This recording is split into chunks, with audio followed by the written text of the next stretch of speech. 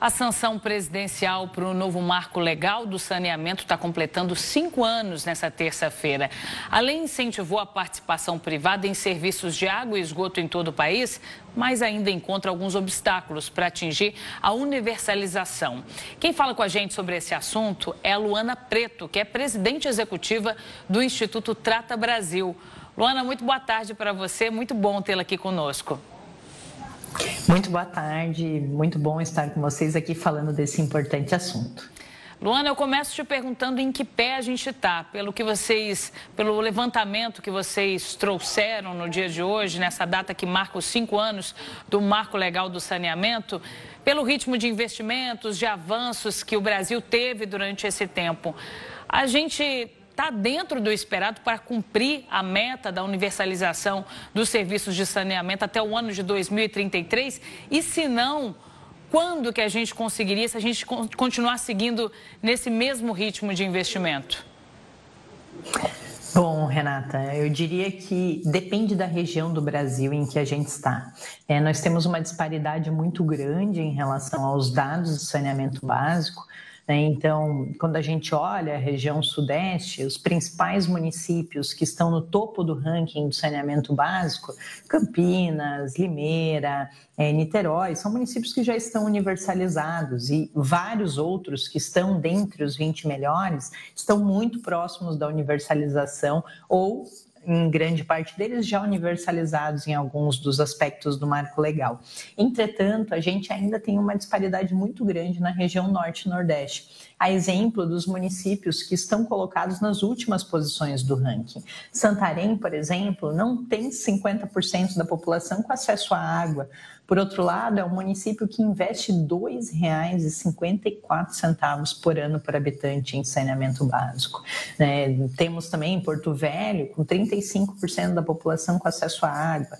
Então, o marco legal ele prevê a universalização até 2033.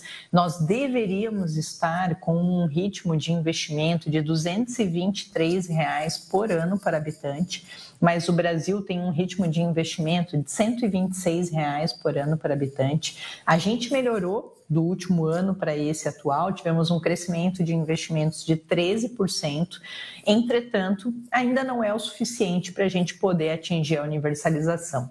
Então, nós havíamos feito um cálculo, que nesse ritmo de avanço nós universalizaríamos apenas em 2070, mas assim, é muito difícil falar porque nós precisamos avaliar cada região do Brasil, cada localidade. Eu dividiria o Brasil em 3 grandes grupos de municípios. Aqueles municípios que já estão universalizados, que colocaram o saneamento como prioridade, que estão investindo. Aqueles municípios que têm indicadores ruins, mas estão investindo em saneamento básico. Nós vemos municípios que investem mais de R$ 600 por ano por habitante, ou seja, esses municípios estão no caminho da universalização. Mas, infelizmente, nós ainda temos municípios que investem, em média, R$10, R$8 por ano por habitante. Então, nesse caso, e esses municípios têm indicadores muito ruins, então, nesse caso, é muito difícil pensar num horizonte de universalização, porque não tem como evoluir com um investimento tão baixo, quando a gente compara aí, na média R$10 com 223, que é o mínimo necessário, a média necessária para a universalização até 2033.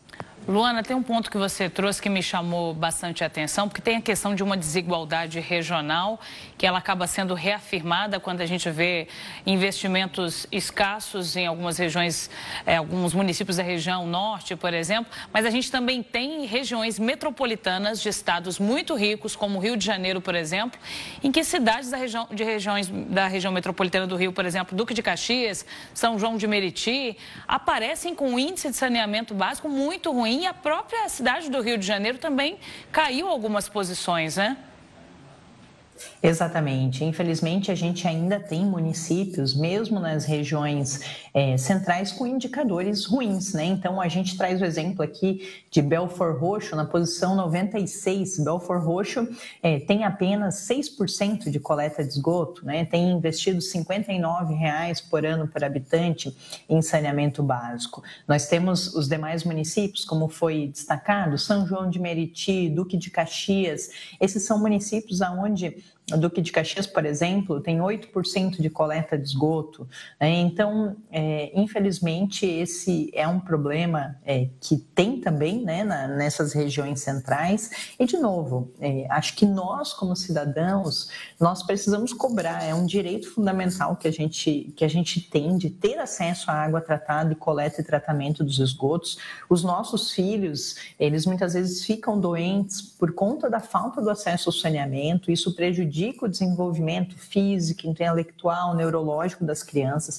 Então, nós precisamos entender que se a região na qual a gente mora não tem acesso ao saneamento, nós precisamos exigir, seja na associação de moradores, seja com os governantes locais, qual é o plano, qual é o planejamento e quando que a localidade na qual eu moro vai passar a ter acesso ao saneamento, né? A gente só pode acreditar numa sociedade mais justa, em um futuro mais digno para os nossos filhos, se a gente tiver acesso à água e à coleta e tratamento dos esgotos. E a gente só vai ver rios menos poluídos, rios voltando a ter vida, se a gente parar de lançar as mais de 5.400 piscinas olímpicas de esgoto bruto que a gente lança hoje na natureza, né? O rio não está poluído à toa, ele está poluído porque a gente lança esgoto bruto e ele não tem mais a capacidade de regenerar por conta de todo esse esgoto que é lançado. Muitas vezes, quando a gente fala em saneamento básico, Luana, as pessoas não param para pensar no quantas áreas diferentes são impactadas com tudo isso, né? Você falou, por exemplo, da questão de saúde pública, de meio ambiente.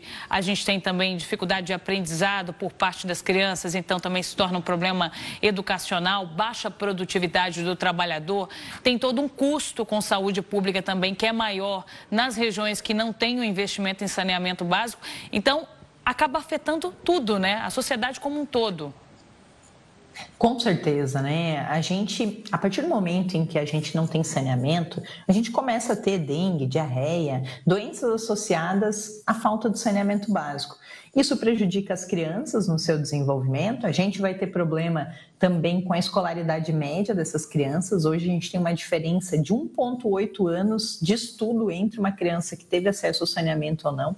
O adulto, muitas vezes, quando ele é um trabalhador informal, ele só vai ganhar se ele trabalhar. Se ele está doente, ele não vai trabalhar, ele não vai ter renda. Então, a gente tem um prejuízo na renda das pessoas, né? Então, tudo está relacionado ao saneamento, e eu costumo falar que o saneamento, ele é uma saúde pública preventiva, né? Porque em vez de a gente estar gastando com o tratamento das doenças, sobrecarregando muitas vezes o Sistema Único de Saúde, a gente precisa investir na prevenção dessas doenças, para que as pessoas, enfim, não tenham que sofrer com esse tipo de doença que já deveria, né, estar resolvida há muito tempo.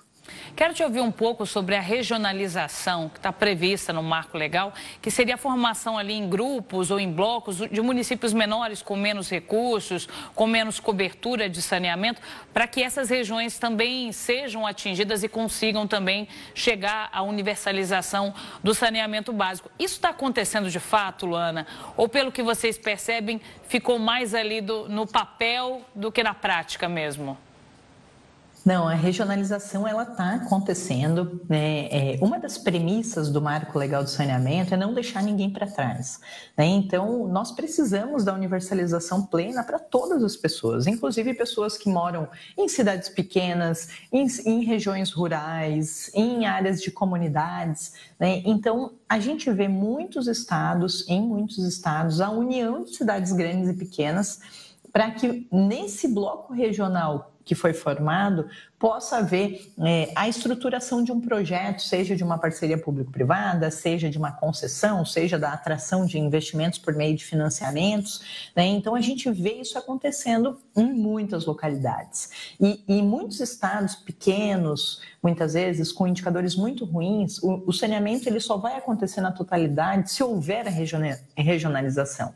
Se municípios grandes se unirem com municípios pequenos. Senão, muitas vezes, as cidades pequenas não conseguem ter o recurso necessário para a universalização. E aí eu trago alguns exemplos. O Acre, por exemplo, nós temos um problema na estruturação dos projetos, porque a capital não quer se unir aos municípios pequenos para a universalização. Então, infelizmente, em alguns casos, a gente ainda vê resistência por parte dos municípios grandes de aderirem aos blocos regionais, mas na grande maioria dos estados isso está acontecendo, né? E a totalidade das pessoas está englobada aí nesse projeto de regionalização e de universalização do saneamento. Agora, a gente tem falado sempre aqui sobre as mudanças climáticas e as várias formas em que somos impactados por isso. De que forma os projetos de saneamento também são impactados? Que a gente tem visto fenômenos extremos acontecendo com muito mais frequência, enchentes, por exemplo. Os projetos de saneamento também precisam ser repensados, precisam ser atualizados para essa nova realidade? Sem dúvida. Nós fizemos, inclusive, um estudo que avalia, né, o impacto das tempestades secas e ondas de calor nos sistemas de abastecimento de água e de coleta e tratamento dos esgotos, né? Então, por exemplo, o abastecimento de água, quando a gente tem as secas extremas, ele acaba sendo prejudicado. Então, quando a gente for fazer o planejamento do abastecimento de água das cidades, a gente precisa levar em consideração esses eventos climáticos extremos, outras formas de captação de água, interligação de sistemas. Então, toda a infraestrutura tem que ser planejada pensando nesses eventos.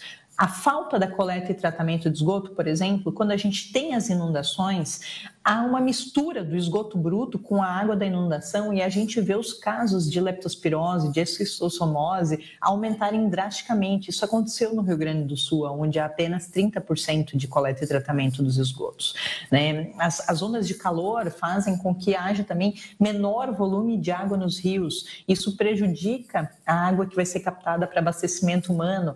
Da mesma forma, quando a gente tem menor volume de água nos rios e lança o esgoto bruto sem tratamento, há uma menor diluição desse esgoto bruto e há uma maior, contaminação dessas águas, uma maior poluição dos rios. Então, é muito importante que o planejamento urbano seja feito para o saneamento básico, já considerando esses eventos climáticos extremos, para que a gente possa mitigar, né, e fazer com que a população não sofra com esses eventos, que têm sido cada vez mais recorrentes. São muitos desafios ainda, né, Luana? A gente tem as obras que são obras que não aparecem tanto, então acabam sendo negligenciadas pelo poder público. Tem os entraves políticos de cada estado ali que acabam atrapalhando também. Mas é claro que a gente comemora cada avanço que acontece, né? Cada região que melhora um pouquinho ali no ranking, porque a gente sabe, como você bem disse aqui, que impacta tudo, né? A gente está falando de educação, de saúde pública, de economia, de tudo, né? Saneamento básico, acesso à água tratada, coleta e tratamento de esgoto é importante para tudo mesmo, de fato. Obrigada, viu, Luana, pela participação. Uma ótima tarde para você. Eu que agradeço e ótima tarde. Até mais.